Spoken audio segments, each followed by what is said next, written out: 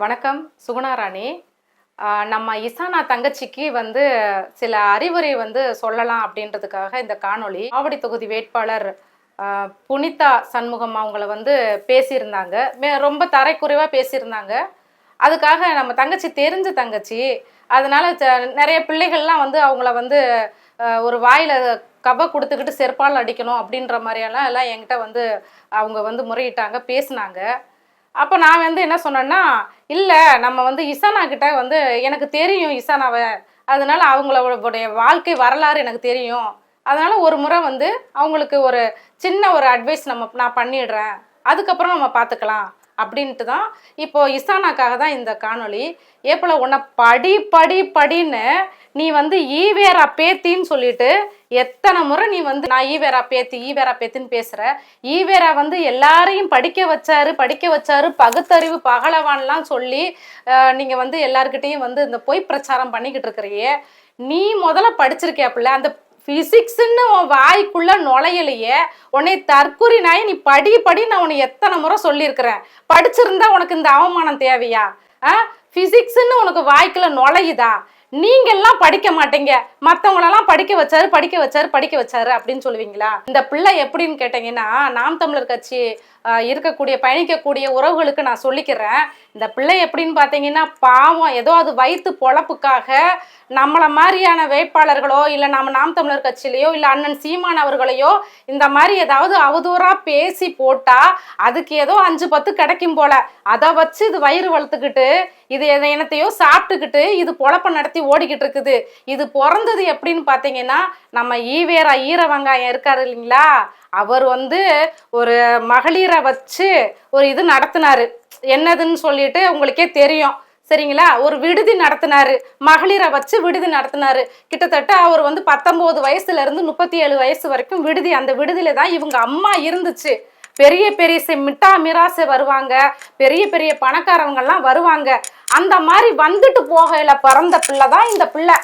இது பேரு இசானா, புரியுதுங்களா?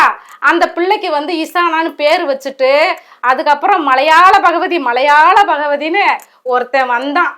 அவனை பார்த்துட்டு அவங்க ஆத்தா என்ன பண்ணுச்சுன்னா, அவங்கிட்ட அழகுல மயங்கி கேரளாவுக்கு என்ன பண்ணிடுச்சு, ஓடிடுச்சு. இந்த பிள்ளைய பெத்து போட்டுட்டு. இந்த பிள்ளை யார் எடுத்து வளர்த்துதுன்றீங்க? இந்த திராவிட திருவாளர்கள் தான் என்ன பண்ணாங்க, போனா போட்டுன்னு எடுத்து இவ்வளவு நாள் அதுக்கு பால் ஊட்டி சீராட்டி அதுக்கு வளர்த்துருக்குறாங்க. அந்த நன்றி விசுவாசத்துல தான் என்ன பண்ணுது, இப்போ இந்த காணொலியெல்லாம் போட்டுக்கிட்டு இருக்குது. நாம் தமிழர் பிள்ளைகளை பத்தி அவதூறா போட்டுக்கிட்டு இருக்குது. அதே மாதிரி அண்ணன் சீமான் அவர்களை பத்தியும் அவதூறா போட்டுக்கிட்டு இருக்குது.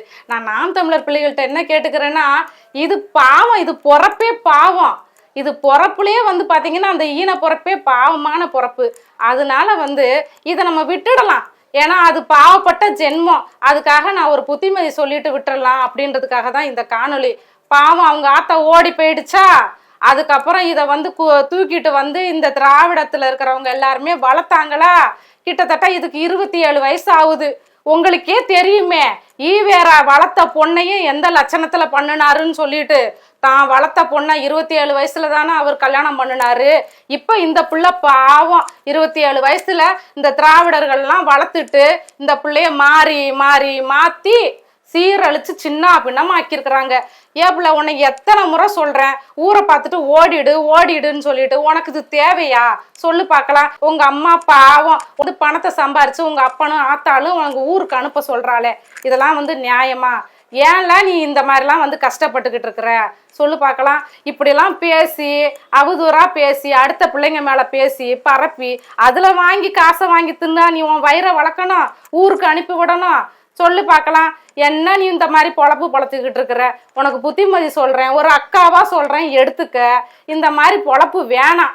நீ ஏதோ 4 கிழிஞ்ச துணியை வித்தையா, கிழிஞ்ச துணியை தச்சையா, நாப்கினை வித்தையா, கிழிஞ்ச துணியை தச்சு ஒட்டி என்னத்தையோ நீ ஒரு அந்த மாதிரி ஒரு தொழில் பண்ணினியா? அப்படி இருந்தா பரவாயில்ல. வாயை வித்து தொழில் பண்ணாலும் பரவாயில்ல. இப்படியா உன்னை சீரழிச்சிருக்காங்க? நீ எப்படி இருந்த? போன வருஷம் உன்னை பார்க்கும்போது நல்லா கொழுக்குன்னு இருந்தியா? அதுக்கு முன்னாடி அப்படி இருந்தியா? இப்போ என்ன பிள்ளை இப்படி சப்பி போயிருக்கிற? எதுக்கு உனக்கு இந்த வேலை சொல்லு பார்க்கலாம்? நீ பொம்பளை பிள்ளையாச்சே, இந்த மாதிரிலாம் உன்னை நாளைக்கு எவனாவது கட்டிட்டு போவானா? எவன் கட்டிட்டு போவேன்? தெரிஞ்சவன் எவனும் கட்டிட்டு போகவே மாட்டானே. என்ன பண்றது புள்ள? உங்க அப்பா அத்தனுக்கு சொரணையே இல்லை. நான் உன் மேல இருக்கிற அக்கறையில் தான் புள்ள பேசுறேன். உங்க அப்பன் அத்தா வந்து உன்னைய இப்படி திராவிடர்களுக்கு வித்து இப்படி விட்டு இப்படி சோறு தின்றாப்லையே. உனக்கு அப்பன் பேர் தெரியுமா? தெரியாதுல்ல. உங்க ஆத்தா மலையாளத்துக்காரனை இழுத்துக்கிட்டு போயிட்டான், அவன் பேராவது தெரியுமா? அதுவும் தெரியாது. நீ தமிழ்ல பேசிக்கிட்டு இருக்கிற.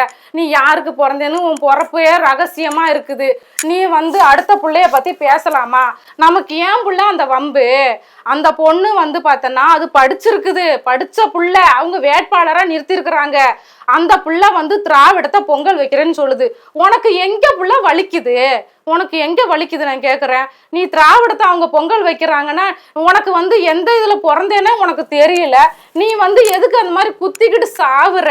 சொல்லு பார்க்கலாம். நீ வாயை வித்து இதெல்லாம் வேணாம் புள்ள. வம்பை இழுத்துக்காத.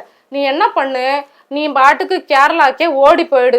தமிழ்நாட்டில் வந்து உக்காந்துக்கிட்டு இந்த சோத்துக்கு அல்லல் பட்டுக்கிட்டு இருக்கிறிய. உனக்கு கொஞ்சம் கூட உனக்கு இதுவே இல்லையா? அதுக்கு தான் உன்னைய படின்னு சொன்னேன். படிக்கவும் மாட்டேங்கிற, ஒன்றும் மாட்டேங்கிற. வெள்ளத்தோலை போட்டுக்கிட்டு வந்து உக்காந்துக்கிட்டு இவனுங்கெல்லாம் மோசமானவனுங்க பிள்ளை.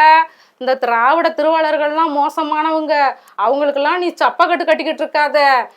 வேற விடுதியில நீ பிறந்திருந்தாலும் உன்னைய வளர்த்து விட்டுட்டானுங்க. 27 வயசுல வந்து உன்னைய என்ன சின்ன பண்ணமாக்குறாங்க. ரொம்ப அக்கறைப்பட்டு சொல்றேன், கேளு. பேசாம நீ ஊரு பக்கத்து ஓடிடு.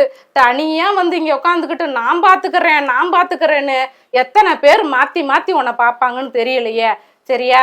அதனால அந்த பிள்ளைங்கள்லாம் பேசாத. வேட்பாளர் அவங்கெல்லாம் படிச்சுட்டு வந்திருக்கிறாங்க. அவங்க படிச்சுட்டு முனைவர் பட்டம் வாங்கிட்டு அவங்க இந்த களத்துல நிக்கிறாங்க. அவங்கள பத்தி நீ பேசுறதுக்கு தகுதி இல்லை புள்ள. உனக்கு யாருமே இல்லை. நீ வந்து அனாத மாதிரி இங்க வந்து கிடக்குற.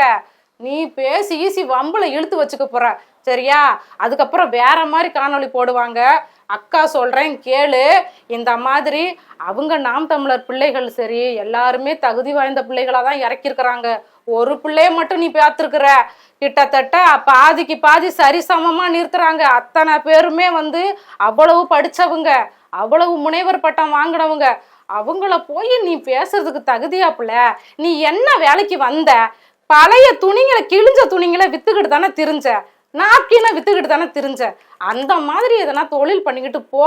இந்த மாதிரி அடுத்தவங்களெல்லாம் வந்து அவதூறா பேசாத. அதுக்கப்புறம் நம்ம முதுகு என்னன்னு திரும்பி பார்ப்பாங்க. இப்போ நான் சொல்றது வந்து உனக்கு புத்திமதி தான். இந்த புத்திமதியை நீ எடுத்துக்க. சரியா? அடுத்த பொம்பளை பிள்ளைங்களெல்லாம் வச்சு பேசாத. பேசுனேன்னா என்ன ஆகும்?